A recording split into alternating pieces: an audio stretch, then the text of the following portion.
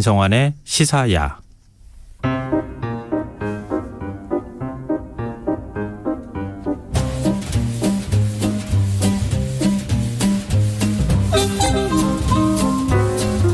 우리가 주목해 봐야 할 판결을 살펴보고 사법부의 판단과 국민 법감정 사이의 괴리감을 줄이는 방법을 찾아가는 시간입니다. 슬기로운 법률 생활. 오늘도 역시 김선욱 변호사 나와 계십니다. 안녕하세요. 안녕하세요. 네, 우리 추석 지나고 난 다음에 처음 뵙는 거죠? 예, 처음 뵙는 것 같습니다. 네. 이제 오늘은 어떤 얘기를 좀 해볼까요? 예, 원래 보이스피싱이 늘 존재하고 있었잖아요. 네. 근데 이제 코로나19 극복을 위해서 각종 정책이 시행되면서 소상공인 대출을 해주겠다, 아니면 초저금리 대출로 갈아타주겠다, 이런 스미싱 문자가 많이 있었습니다. 네. 그래서 이제 그런 무선 전화를 이용한 이 보이스피싱 건수가 이제 2017년 240건에서 2020년 6,300건으로 3년 새 26배 이상 늘어났다는 양정숙 의원님의 발표도 있었고요. 네. 그래서 이 보이스피싱 사건이 기승을 부리는 이유가 무엇인지, 그리고 그 법과 그리고 판결에 어떤 문제가 있는 것은 없는지 그런 생각해보는 시간을 한번 가져보려고 합니다. 보이스피싱을 해보한다. 오늘 네. 한번 좀 기대가 되는데 어떤 얘기를 해주시지? 근데 예전에는 보이스피싱 하면 인터넷 환경에 익숙하지 않은 주로 네. 이제 어르신들이 피해를 많이 본다, 이렇게 많이 생각해 왔었거든요. 예. 근데 최근은 좀 상황이 좀 달라진 것 같아요. 예. 종전에는 좀 더 이렇게 그 인터넷이나 핸드폰에 좀 익숙하지 않은 고령의 네. 그런 분들에게 좀 더 이렇게 좀 피해자가 이제 많이 발생하고 있었는데, 최근에는 아무래도 좀 경제적 여건이 좀 여의치 않은 20대, 30대에도 굉장히 많이 발생하고 있다고 합니다. 근데 예전에는 그런 거 있잖아요. 엄마 네. 지금 급전 필요해. 카톡으로 네. 보내거나 네. 아니면은 갑자기 전화해가지고. 네. 그러면 아무리 자기 자식이라 할지라도 목소리가 이렇게 멀리서 들리면 잘 못 알아듣는 경우가 있잖아요. 예, 그렇죠. 그 전에는 납치당했어요. 그렇죠. 이런 일도 있었던 것 같은데 네. 지금 오히려 경제적으로 어려움을 겪는 젊은 층들한테 접근한다고요. 예. 이제 그런 부분은 기존에는 이제 워낙 그런 어른들에게 접근하는 어떤 그 방식들이 워낙 알려지면서 네. 좀 더 이렇게 경계심이 좀 높아졌다고 할까요? 그러다 보니까 이제 그쪽을 타겟으로 하는 게 아니고, 이제 아무래도 현재 지금 20대, 30대 같은 경우에는 코로나19 그리고 여러 가지 경제적 여건이 어렵기 때문에 그런 어떤 심리적인 어떤 취약점을 노리고 이렇게 지금 기승을 지금 부리고 있다고 하네요. 예. 또 보이스피싱으로 네. 극단적인 사례이긴 하지만 스스로 네네. 목숨을 끊는 일들도 발생하고 있는 거잖아요. 예, 맞습니다. 근데 선방망이 처벌이 이루어지고 있다, 이런 지적이 끊이질 않아요. 이게 어떤 상황이기 때문에 그런 겁니까? 보이스피싱 범죄 같은 경우는 청년 취준생이라고 하잖아요. 예. 그 용어인데 취업 준비를 하는 이제 분들인데, 어떤 취업 준비하는 분 같은 경우는 이제 몇백만 원대 사기를 당해서 신병을 비관해서 자살하는 경우도 있고, 그 정도로 어떤 이제 사람의 삶을 파탄으로 이끌 수도 있고요. 네. 그리고 이제 굉장히 큰 돈 같은 경우에는 가족 전체의 어떤 경제적인 어려움을 야기할 수도 있는 것인데, 보이스피싱 같은 경우는 기본적으로 사기죄가 됩니다. 사람을 이제 기망해서 경제적 이익을 취득하는 것인데, 네. 보통 그 경우에는 이제 10년 이하, 1억 원 이하의 벌금에 처하도록 돼 있는데, 실제로 그렇게 그 실형이 많이 선고되는 경우가 없다는 대법원의 이제 대법원 자료에 따르면 그 실형이 많이 선고되는 게 많이 줄었다고 합니다. 오히려 또 옛날보다. 오히려 실형 선고율이 줄었다고요? 예. 그래서 이제 보면요, 대법원에 따르면 2019년 보이스피싱 범죄의 유기징역이라고 하면은 소위 말하는 감옥을 가는 겁니다. 네. 이거 무기징역이 아닌 형이 정해져 있는 것인데, 유기징역의 1심 판결 비율이 67건 중 24건으로 이제 36% 정도 되는 거죠. 네. 근데 이것은 2015년, 그러니까 4년 전에는 127건 중 113건, 89%에 비해서 유기징역의 비율이 많이 줄어들게 된 것입니다. 실형 선고율이 그만큼 지금 떨어지고 있다는 그렇죠. 거잖아요. 실제로 그런 현상이 발생하고 있습니다. 이게 왜 그런 겁니까? 재판 건수도 지금 줄어든 것 같고. 네네. 아무래도 보이스피싱의 어떤 검거나 이런 것들이 좀 여의치 않은 부분이 있습니다. 아무래도 국외로 어떤 뭐 조직들이나 아니면 뭐 이런 설비 같은 게 많이 있으면서 뭐 총책을 잡아낸다거나 네. 그런 게 좀 어려운 부분도 있지만 기본적으로 그 보이스피싱의 범죄에 대해서 법원의 그 총책이 이제 구속이 되더라도 실제로 이제 법정에서 뭐 6년, 뭐 5년 이렇게 정도가 선고되는 경우도 굉장히 드문 경우라고 하더라고요. 네. 그런 부분들이 이제 아무래도 뭐 피의자 입장에서는 굉장히 분노를 이렇게 자아낼 수밖에 없는 부분이 있습니다. 근데 지금 보이스피싱 사기당한 20대 취업 준비생의 경우에는 네. 스스로 목숨을 끊기까지 했는데 네. 피해자들한테 범죄자들이 가로챈 금액이 뭐 100억대 정도 되고. 맞습니다. 전체적으로 100억이 되는 것이죠. 근데 실형을 어느 정도 받았어요? 실형이 이제 6년 받았습니다. 실형 6년이요? 총책이. 총책이? 예. 근데 이제 저도 사실 아니 금액이 100억 원까지 올라가잖아요. 맞습니다. 물론 뭐 이제 뇌물 사건이나 이런 거하고 비교할 수는 없지만 네네. 사기 금액이 이렇게 100억씩이나 되면 네네.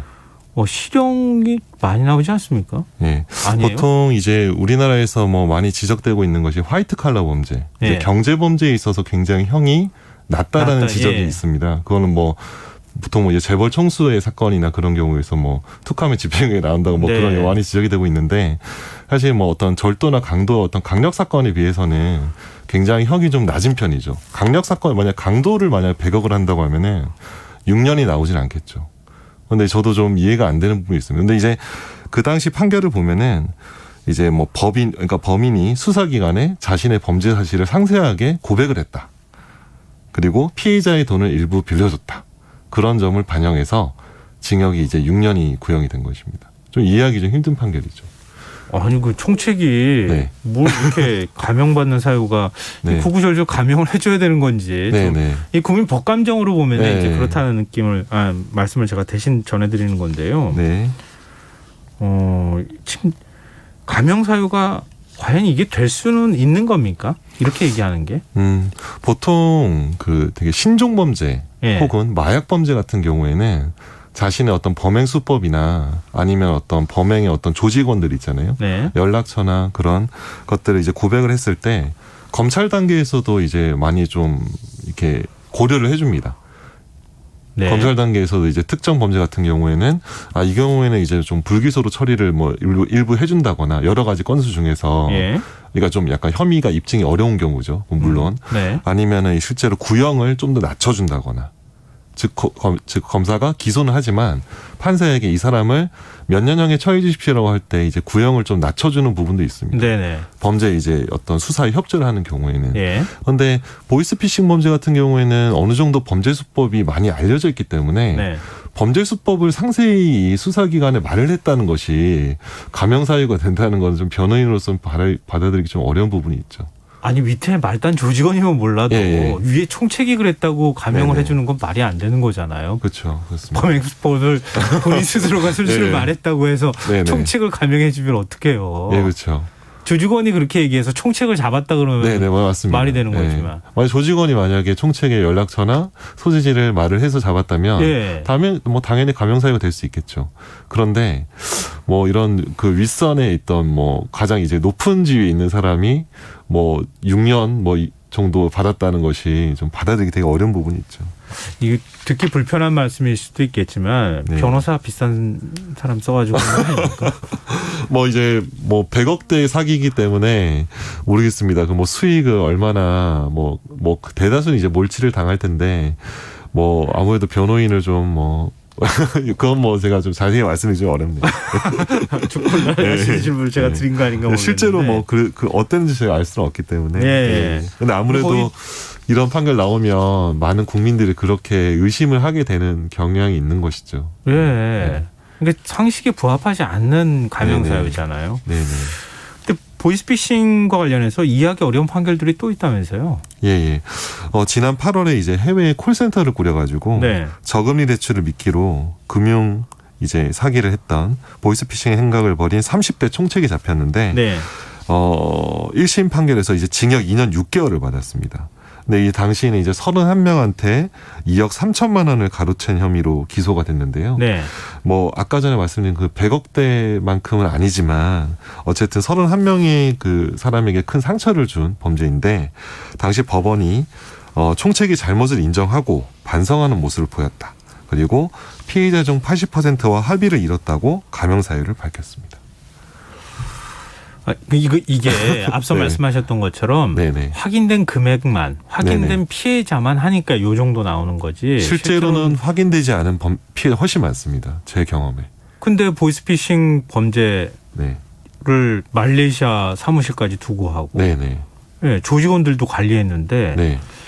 31명에게 2억 3천만 원 받아가지고 이게 수지 타산이 맞았을 것 같지도 않고 상식적으로 말이 안 되는 건데 근데도 지금 감형을 또 해줬단 말이에요. 네네.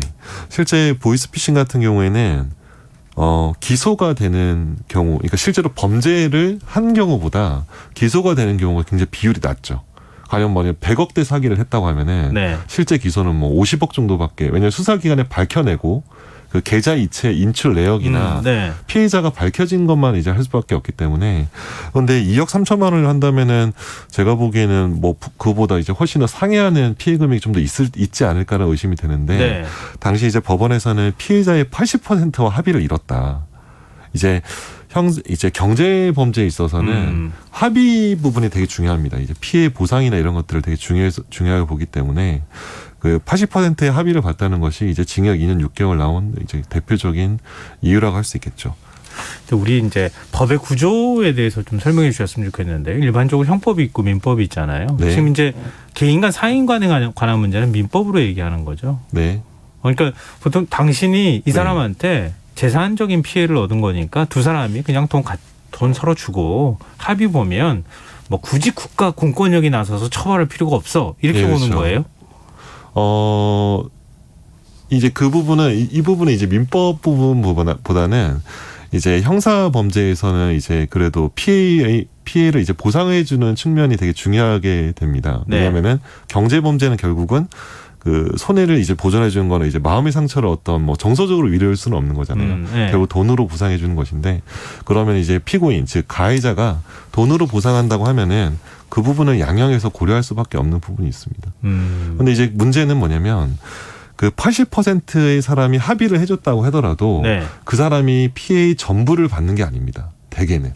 아, 그렇겠죠. 네네. 완전히 다 손해를 볼 거였는데 그나마 얼마를 주고 네네. 합의를 좀 해주십시오라고 네. 하니까 손해 금액은 더 커도 그죠. 그나마 이거 돌려받는 게 어딘가. 그렇죠. 그래서 합의서를 써준다는 써주는 거잖아요. 거죠. 가령 뭐 피해액이 3천만 원이라고 한다면 보통 이제 뭐 피고인의 변호사가 1,000만 원 정도를 제시하는 거죠. 예. 그보다 더 적은 금액을 제시할 수도 있고 그렇다면은 울며 겨자 먹기로 합의서를 써준 경우도 많은데 실제 이제 합의서를 써준 것보다는 피해를 얼마 정도 이렇게 배상을 해줬는지를 예. 좀 더 중요한 요소로 봐야 되지 않을까라고 좀 변호사로서는 좀 그런 생각을 하고 있습니다. 이 국민의 법감정을 좀 줄이는 게 실제 재판하고 줄이는 게 아니라 지금 벌어진 상황인데요. 네네. 이게 지금 반성하고 있다. 네네. 아, 그게 이제 가명사로 많이 거론이 되잖아요. 네네. 반성하고 있다는 거 어떻게 확인합니까? 반성문 쓰면 되는 겁니까? 그래서 반성문을 보통 뭐 이제 재소자들이 이제 뭐 그러니까 실형을 실제 선고받기 전에 이제 감옥에다 모여 있잖아요. 구속돼가지고 대다수 그런 경우에는 이제 매일매일 씁니다. 반성문을 매일매일 써서 법원에 붙이는데 대개는 제가 이제 개인적으로 이제 변호사 하면서 개인적으로 굉장히 좀 안 좋아 보이는 모습이 반성문을 매일 쓰는 게 아닐까. 판사한테. 네. 오히려 그러니까 피해자한테 진심으로 사죄하고 뭐 주변을 통해서 이제 돈을 받는 게 아니고 판사에게 왜 자기가 잘못했다는 거를 매일매일 글을 쓰는지 좀 이해하기 좀 어렵다는 많은 변호사들의 의견이 있죠. 실제로 판사들이 그래서 반성문을 그렇게 크게 고려하지 않는 부분도 있고요. 참 이거 좀 생각이 다른 것 같습니다. 보이스피싱 피해자들 보면 청년이나 노약자, 사회 취약계층이 상당히 많을 수밖에 없잖아요. 네네. 이런 상황 고려하더라도 좀 더 네. 엄벌을 해야 되는 건 맞는 거죠. 예, 맞습니다. 왜냐하면 뭐 대다수는 이제 개개인으로 봤을 때는 뭐 1억 원이 넘는 경우가 없고 뭐 몇백 단위 뭐 이렇게 해서 소액으로 이제 범죄가 많이 이루어집니다. 네. 그렇다 보니까 이제 좀 더 이렇게 양형에 있어서는 좀 더 작은 이제 처벌을 받는 경우가 있는데 실제로는 이제 사회적 취약계층에 대한 범죄가 많거든요. 네. 좀 더 똑똑하거나 뭐 좀 더 이제 경제적으로 혹은 뭐 인터넷에 대한 지식이 회박하거나 이런 사람들은 잘 당하지 않죠. 그런 지식이 좀 모자란 사람들이 많이 피해 계층이 되는 경우가 많은데 그런 사람들을 좀 보호하는 의미에서 훨씬 더 엄벌을 쳐야 되지 않을까라는 제 개인적인 생각이 있습니다. 근데 뭐 법원 차원에서 양형 기준을 올리는 것도 방법이 되겠지만 국회 네네. 차원에서 아예 네네. 형량을 높이는 방법도 있는 거잖아요. 예, 지금 현재 뭐 보이스피싱 범죄를 이제 대폭 이 처벌을 대폭 강화하는 이제 더불어민주당 김민철 의원이라는 분이 이제 보이스피싱 범죄 같은 경우 이제 무기징역까지도 예. 10년 이상 혹은 무기징역까지도 할 수 있도록 처벌하고 이제 벌금도 이제 부당이득한 금액의 뭐 몇 배 이상을 부과하도록 한 개정안을 이제 발의를 했는데 실제로 이제 전체적인 형벌 체계에 있어서 보이스피싱만 이렇게 좀 더 형량을 올릴 수 있을까 이런 뭐 논의가 있는 것 같습니다. 그래서 보니까 요 발의는 됐지만 좀 통과가 아직은 좀 되지 않은 것 같습니다. 또 혹시 보이스피싱 재판 해본 경우 있어요, 변호사님?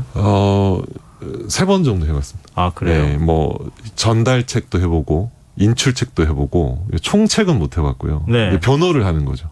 네. 피해자는 못 해봤고 주로 피고인 사건을 많이 해봤는데 뭐 여러 가지 뭐 이게 좀 뭐 의뢰인 이름이 다 끝난 사건이긴 하지만 네. 여러 가지 이제 생각을 많이 하게 되죠. 그 변호를 하다 보면은. 그걸 구체적으로 얘기하기지만 쉽지는 않겠지만 네네. 어차피 의뢰인의 예. 요구에 맞춰야 되는 상황이기도 하니까요, 변호사가. 네.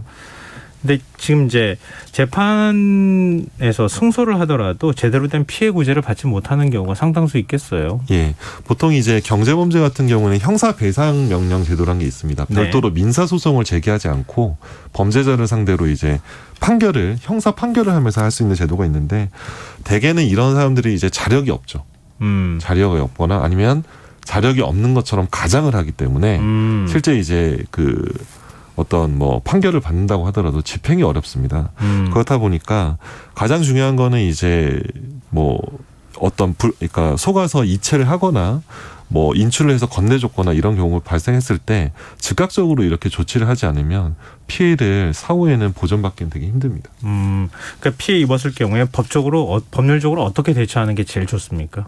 피해를 입었을 때는 이제 뭐 제가 아까 뭐 말씀드린 것처럼 잠시만요. 그 통신사기 피해 환급법이라는 제도가 있습니다. 통신사기 피해 환급법. 네, 좀 법이 좀 되게 이게 법은 훨씬 더 이름이 긴데요. 뭐 다 설명드리면 전기통신금융사기 피해 방지 및 피해자 환급에 관한 특별법입니다. 네. 요 법률에 따르면은 이제 보이스피싱 범죄가 발생하는 경우에 즉각적으로 이제 자기가 이제 관리하는 계좌 혹은 자기가 이체를 한 수신 계좌 쪽에 금융기관에 연락을 하면은 즉각적인 지급 정지를 요청할 수 있습니다. 이 지급 정지가 근데 요즘 지금 제도가 많이 발달했기 때문에 즉각적으로 지급 정지를 할 수 있어서 당장 뭐 그 보이스피싱 뭐 조직원들이 인출을 하지 않는 한 대개는 이렇게 좀 사전에 막는 경우가 많이 발생합니다. 그래서 아까 전에 말씀한 것처럼 실제로 이제 범죄화되는 건수가 많이 줄어드는 측면이 있는 거는 이런 식의 제도가 많이 보완되면서 좀 더 줄어드는 측면이 있죠. 네. 근데 이제 보이스피싱 가해자도 가해자지만 그러니까 뭐 자신도 모르게 피해자가 되는 경우도 있다면서요. 요건 같은 경우는 이제 저도 실제로 이제 변호를 한 건이 있습니다. 그러니까 보이스피싱에 이제 뭐냐면 피해자가 아니라 어느새 자기도 모르게 조직원이 되는 경우. 조직원이 된다. 자기도 모르게. 전달책이 되거나 혹은 인출책이 되거든요. 뭐 어디 가서 뭘 좀 가져와라. 어디 가서 돈을 받아오는데 그거는 뭐냐면 그 사람이 대출을 상환해야 되는 건데 당신이 너가 가서 거기서 대출 상환금을 받아가지고 나한테 건네면 된다라고 이렇게 하면서 아르바이트처럼 이렇게 제안을 합니다. 네네. 그런 텔레그램이나 뭐 이런 각종 경로를 통해서. 보통은 근데 그거를 실제로 이제 의심을 하고 안 하는 경우도 있지만 진짜 의심 없이 하는 경우가 많거든요. 그렇게 되면 처벌받게 되는 거예요? 처벌받게 되죠. 그럼 처벌을 피할 방법은 없습니까? 처벌을 피하는 경우도 있고 못 피하는 경우도 있습니다. 이제 뭐 아까 말씀드린 것처럼 최근에는 이제 아무래도 청년층에 이제 취업이 많이 어렵다 보니까 청년층을 좀 노리고 보이스피싱 조직원을 끌어들이기 위한 그런 많은 시도들이 있거든요. 그런 경우에는 이제 뭐 이런 겁니다. 하루 30만 원 이상, 뭐 현장 현금 지급, 뭐 장단기 구수익 알바. 대개는 그런 경우에는 뭐 인출책으로부터 돈을 받아서 전달책이 돈을 받아서 실제로 이제 조직원에게 건네주면은 한 번 건네줄 때마다 이제 거기서 수당을 주거든요. 네네. 그렇기 때문에 이제 바로바로 이제 어떤 건수마다 뭐 2-30만 원의 수당이 나오기 때문에 많은 사람들이 이제 유혹에 많이 넘어가게 되죠. 진짜 조심해야 될 것 같은데요. 네. 또 대포 통장을 제공해 주는 경우도 있다면서요? 대포 통장을 제공해 주는 경우는 보통 이제 저희가 이제 은행에 가서 계좌를 개설할 때 굉장히 엄격하잖아요. 네. 옛날에 비해서.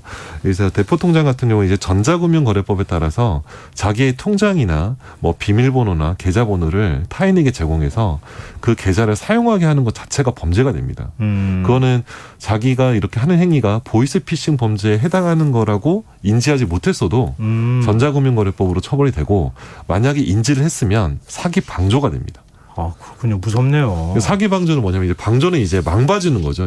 그러니까 뭐 굉장히 러프하게 예를 들면은 사기를 도와주는 겁니다. 예. 통장을 제공함으로써. 그래서 많은 경우에 있어서 사기 방조죄로 처벌이 많이 됩니다.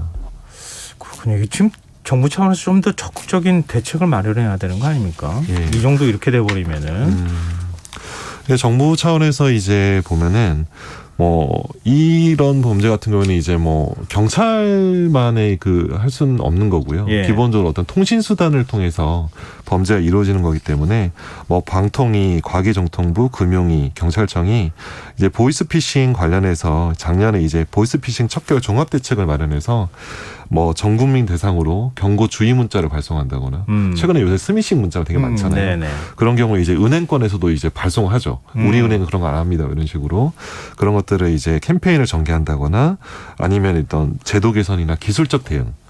사전에 뭐 어떤 보이스피싱 징후를 발견해서 차단하는 기술적 조치를 하도록 뭐 금융권에 권고한다거나 네. 그런 일들이 많이 일어나고 있죠. 근데 보이스피싱 범죄가 보통 이제 금융사를 거쳐 나가는 거잖아요. 네네, 그렇죠. 금융사에는 책임이 전혀 없는 거예요. 요건 관련해서는 저도 이제 찾아보니까 최근에 굉장히 뭐 좀 뜻깊은 1심 판결이 나왔었는데 예. 어떤 이제 특정인이 이제 요새 뭐 이상한 문자 왔을 때 예. 어플리케이션 깔면은 그게 바로 이제 스미싱 앱이라고 하나요? 네. 그러니까 자기 핸드폰에 뭐 원격제 어플리케이션이 깔리는 거죠. 그래서 제 핸드폰으로 뭐 어디서 전화도 못 오고 예. 그렇게 되는데 그런 경우 이제 그렇게 돼서 자기 핸드폰에 어떤 정보나 그리고 뭐 공인인증서나 이런 것들 많은 정보들이 이제 범죄 조직에 넘어가게 되고 그 범죄 조직이 이제 대출을 하는 겁니다. 대출을 어떻게 했냐면은 4시간 20분 동안 무려 95회에 걸쳐서 4,400만 원을 대출을 하는 아주 이상적인 아주 이상한 금융거래를 하게 되는데 네. 그런 금융거래에 있어서 이제 법원이 금융기관의 책임을 인정하는 판결을 했었습니다. 아, 그런 거면 금융기관에서 포착을 하고 네네. 못하도록 했었어야 되는데 그런 역할을 하지 않았다. 그렇죠. 뭐 굉장히 이례적인 거죠. 뭐 4시간 20분 동안 95회에 걸쳐서 대출을 그러네요. 한다는 거는 보통인들이 할 수 있는 건 아니거든요. 그렇기 때문에 그런 것들 특히 또 금융기관은 최근에 그런 것들 이상 징후 시스템을 다 갖추고 있기 때문에 그런 시스템을 갖추고 있어도 사전에 고객에게 알린다거나 그런 조치를 하지 않았다라고 해서 피해액의 일부를 배상하도록 판결을 한 적이 있습니다. 우리 뭐 스미싱 뭐 보이스피싱 많이 얘기 나와서 조심해야지 이렇게 생각을 했는데 실제로 사건 벌어지면 해결하고 뭐 이러는 과정은 굉장히 복잡하고 힘들구나 이런 생각이 드네요. 네, 맞습니다. 네, 슬기로운 법률생활 김선욱 변호사와 함께했습니다. 오늘 말씀 고맙습니다. 예, 감사합니다. 오늘 모바일 상품권 당첨자는 홈페이지 공지사항에서 확인하실 수 있습니다. 김성환의 시사